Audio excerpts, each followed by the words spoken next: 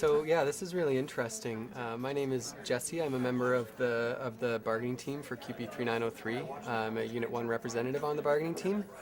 After our general membership meeting yesterday, we came back to the hotel here today to negotiate with the employer. They told us on Wednesday that they wanted to meet us Friday, and our general membership instructed us to come back and negotiate with them today, try and get a better deal. And while waiting for them, we've noticed on their website, it's already posted a media release. York University initiates supervised vote on offer of settlement. So it seems like they've decided to go the forced ratification route. Their press release is pretty interesting. It's kind of weird to have to read on the internet what they have to say when they're right in that room over there.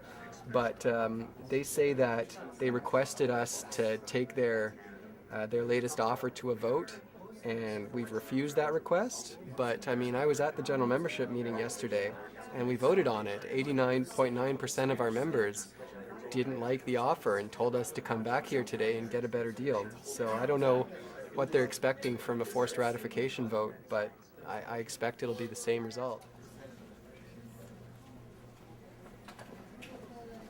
We brought this back to the members at a membership meeting last night, and over 90% of the people that were in attendance agreed to send the bargaining team back to the table to keep fighting for our offer. So we get here today, and just about an hour or so ago, the employer sent word to us through the mediator that they wanted to send the same offer that they offered us to forced ratification. So right now, we're waiting to hear word from the Ministry of Labor, because it goes through them like when the forced ratification happens. So right now we're waiting to hear word about that, and after that, word will go out to members.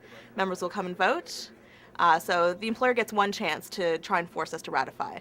So if this fails, then pretty much the ball's in our court at that point, and so it's really important for people to come and vote down this offer, because once it's voted down, that pretty much gives us a lot more power. I'm Matthew Hader. I'm recording secretary on the bargaining team. They say the union has refused to allow their members an opportunity to vote on the university's offer for settlement. So that's pretty misleading, right? Because we had a GMM yesterday that had probably close to 500, 600 members at it, where the offer for settlement that the university brought to the table on Wednesday night was gone over in minute detail, explained to everyone. There was discussion that was available, and the bargaining team and the executive made a recommendation that the offer was substandard on issues that we know we can get better on, because the university hasn't reached even its historical levels of settlement. I find this incredibly frustrating. We all came together yesterday. It was over 500 people at a meeting, and over 90% of us said this deal is not acceptable. It's totally inadequate, and yet, here we are having to go back and vote on it. I was just saying to someone from one of the newspapers, we've been on strike for, we're now in the 10th week of a strike, and until this last week, York met with us a total of 4 or 5 days in 10 weeks. Then we finally start to see some progress. For the first time since the strike started, real talks start happening, real movement starts happening, and as soon as it comes to the point where we're getting close to starting to sign off on things, York walks away from the table. It's just incredibly frustrating. And it shows a real lack of goodwill on the part of the university to really address the issues that we're talking about. We're talking about serious issues. This is not, we want more money. It's not like that at all.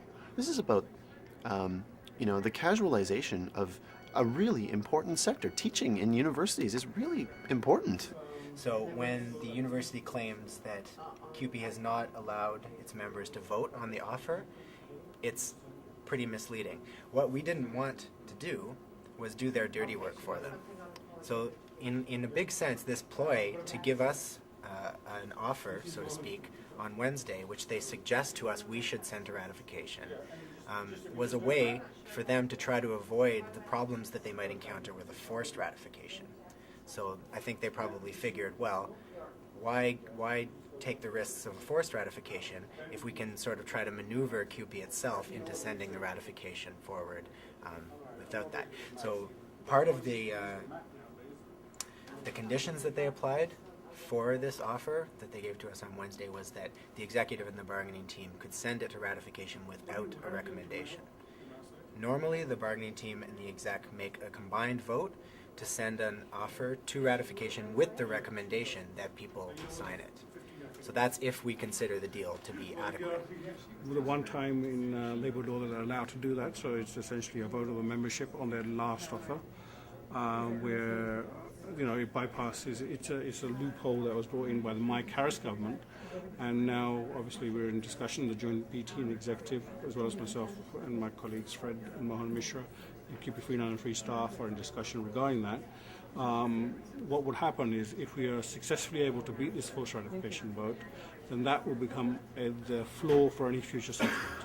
So it's imperative that members know that by voting no to this offer, you will establish the floor for any settlement, because that means that's the strongest signal that you can send to the employer that their offer is not adequate and they have to address your concerns of job security, graduate funding, and obviously the funding and funding in general to get a offer. So by voting no to this offer, you'll be put the bargaining team in a very, very strong position, and the employer will have to address your concerns, the Cupe 393 concerns, in a meaningful manner.